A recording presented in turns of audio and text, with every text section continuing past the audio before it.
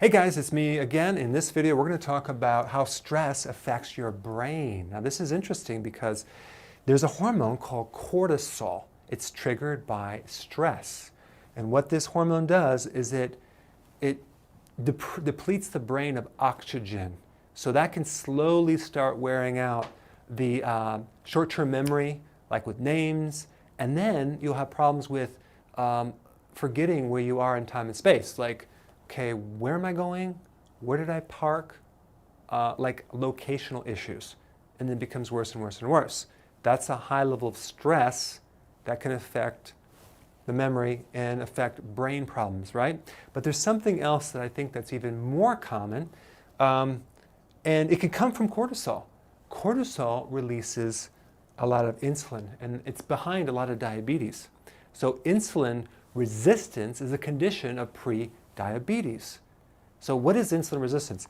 It's basically insulin is too high for too long, and it blocks the absorption into the cells, into the brain. So you have the situation where you can't get glucose into the brain anymore. You can't get fuel to the brain. You can't get nutrition to the brain. What do you think the brain's going to do? You're going to get brain fog.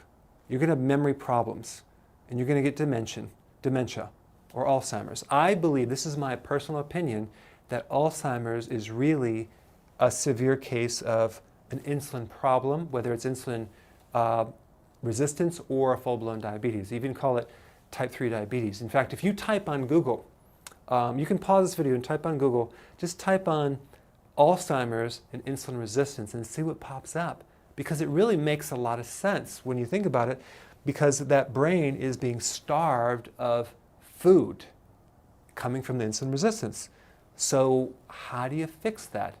Well, before I get into how to fix it, and I have a lot of videos on that you can watch, think about after a Thanksgiving meal where you eat all this food and you get really tired in your head.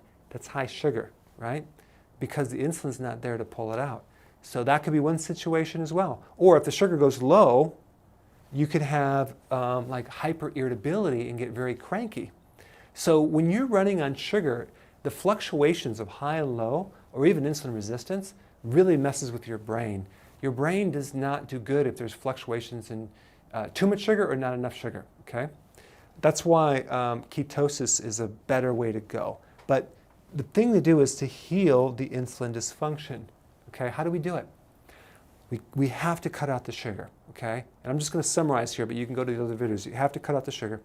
We have to somehow fix what's causing the insulin going up, like high levels of stress. We have to fix the stress. We have to get you to sleeping at night.